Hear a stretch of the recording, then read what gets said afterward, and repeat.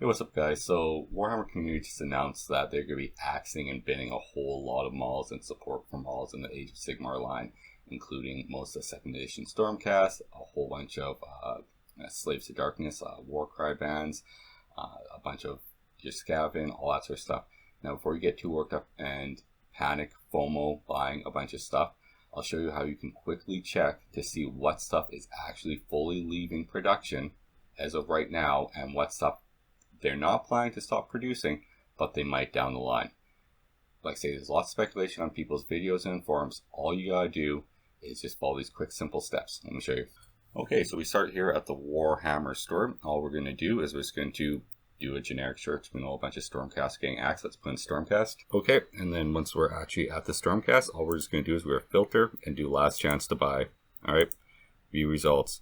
Alright, we're seeing our Evocators, Secretors, Lord Ordinator, Celestar Ballista, all sorts of the stuff that they've announced as being cut is in here in the last chance to buy. So this stuff is definitely being axed, which we know from their Warhammer Community webpage. Now, in terms of Warcry and those models, people aren't sure whether they're being actually cut from production or if they're just cutting support for rules in the larger Age of Sigmar 4th edition. So we're just going to put the same thing in. We're going to put in Warcry and we're going to put in the filter for last chance to buy. Oh, what do we see here? It's just some of the Stormcasts that are last chance to buy. The models that we might actually be interested in, which are generally right now all online only. So the Tarantulas Brood, online only, which it has been for a while, but these aren't last chance to buy, right? So tentatively, these will still be available for this foreseeable future. Now, I'm not saying that they won't do waves of discontinuing production of these models. That might be happening, so these might be discontinued on production down the line, but right now it looks like it's just I like at least like say the Stormcast, the Scavin, the things that they are going to be replacing will be axed away. Some of the stuff will still be produced, but that might change down the line. So all I'm saying is if there's things that you're worried about not getting, particularly with the Warcry models, don't FOMO anything right now, especially if you don't have the money. If you have the money, then okay, get what you want now while you can for certain. But if you don't have the money set aside, like you can't afford at the moment, don't FOMO anything. Don't put yourself in a negative position because Games Workshop is giving everyone the shafting, just giving them a real fisting on this sort of situation. Just do your research. Don't get too caught into all the online panic and hype. Now there are things, if you do want them, yeah, definitely get them. Like if you want some of these Secretaries and some of these 2nd edition, because we're still 3rd edition, we're going to the 4th, and we're axing a bunch of 2nd edition stuff. It sucks because that's stuff in Stormcast I like. Then yeah, now's the time to pick it up. It's not to say that they won't appear again later down the line. We know that Games Workshop has already established they like to do this little thing where they'll axe something and they may bring it back a year later for a limited production run and on a made to order sort of basis at probably a 40% markup from what the previous price was and what the price should be. But that's Games Workshop, and that's the way they're operating right now. What I'm trying to tell you is don't lose your head over anything, whatnot, unless there's something you really want. Get it now if you have the money and can reasonably actually afford it. If not, Warcry stuff, we should be okay. I mean, I say that because that's the coolest stuff, and that's stuff that is most saddened to see potentially go. All the Stormcasts that are leaving, yeah, there's a lot of Stormcast below, but this is the Stormcast stuff that I like. I like the 2nd edition stuff. In regards to the, let's take a look at what's going. So in stuff that's actually going, like say most of these Stormcast Eternals, I'm going to be bummed for a lot of it to leave. Not that I have it all or anything, obviously, because I haven't been a big Stormcast collector, but it basically kind of nullifies what I do currently have. So I'm a little pissed about that, but we're all getting the experience, that 40k with the Primaris experience, we'll call it. This is the, I don't know what they even called it, the new guys. They're not the Liberators, the ones after them. But we're getting the same sort of shafting. Let's just say that this could be a common occurrence for Warhammer in the future if you want to stay around. The Scavin, that's going to be leaving. This all generally makes sense. I mean, these are all not all, but most of them are pretty old model kits, and they're going to be getting range refresh probably across the board. So this makes sense, although seeing Plague Monks not being lined up for the refresh is actually pretty disappointing. Honestly, part of the reason I haven't picked up some of the recent large boxes for Skaven is I just don't want 40 or 60 of the same sculpt of the Plague Monks. 10 or 20 of them, yeah, sure, I'll paint those up, whatever, one off, but I don't want a shit ton of that. And they've ever getting refreshed down the line. I'm assuming they will be. Some of I'd rather actually those got refreshed sooner than some of these other ones. Bone Splitters for the Aura clans. I'm sure Bone Splitters part hasn't been getting a whole lot of attention purchasing and play because this is something that is more kit bashable, so we can make two without. But honestly, I like this thematically more than the Cruel Boys. The Cruel Boys, I just don't really care for them sculpt wise. I'd rather they were actually something folded into something like the Bone Splitters, and the Bone Splitters got more of a good refresh to separate them more from the Iron Jaws. But once again, you got 3 different sub variations of the same sort of model line going on, 2 very distinct and 1 that's kind of in between. The middleman always gets run over, right? Saves to Darkness, like I say, it seems that most of those will be fine. I'm just going to check up here the Kagras Ravagers very quickly.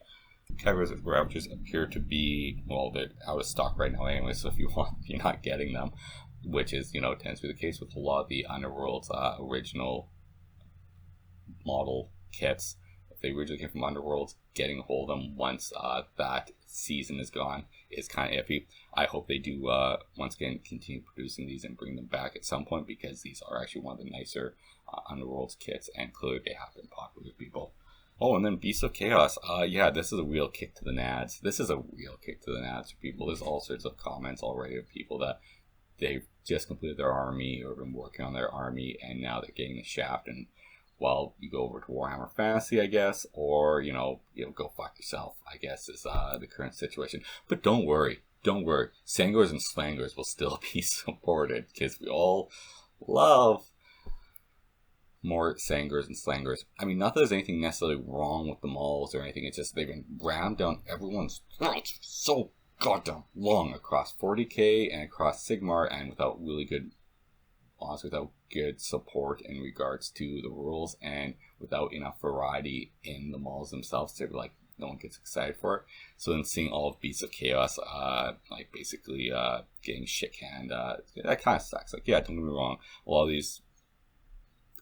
the sculpts are older or anything, but doesn't mean you can't like them. I mean, an old sculpt can be a good sculpt, you guys. Obviously, we all know that.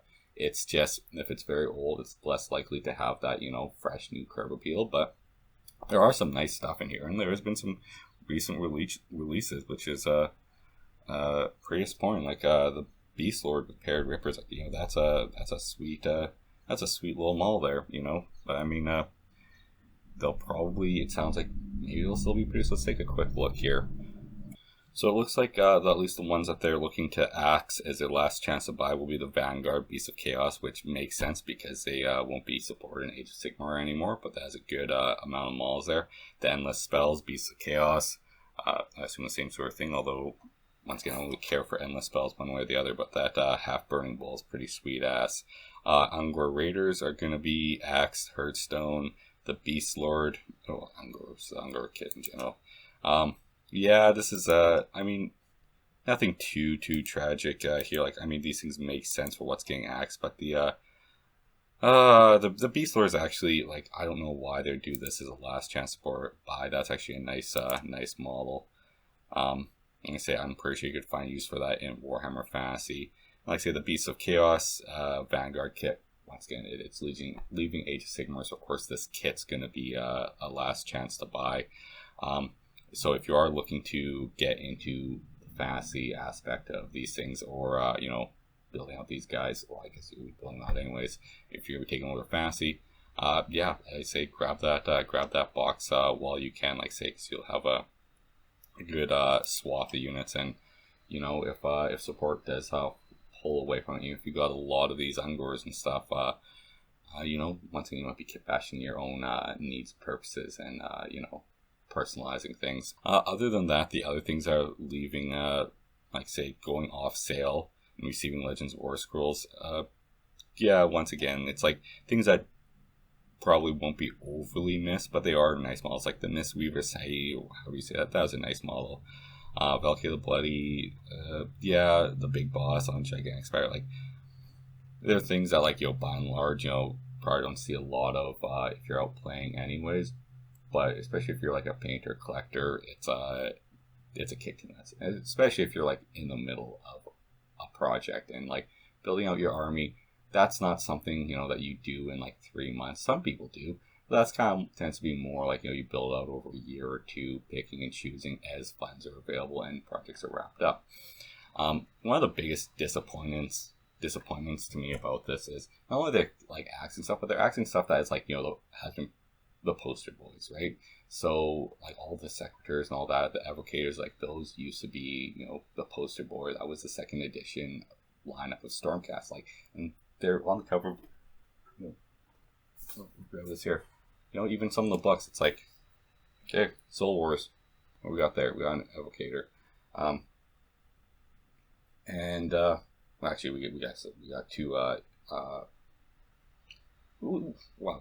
Anyways, we got the second edition, right? So second edition, there's always novels that come out with a poster board for a while. Like say novelization, if you like the chambers in the novel and like, oh, I really like what's going on there, I want to emulate it, it's pretty sweet.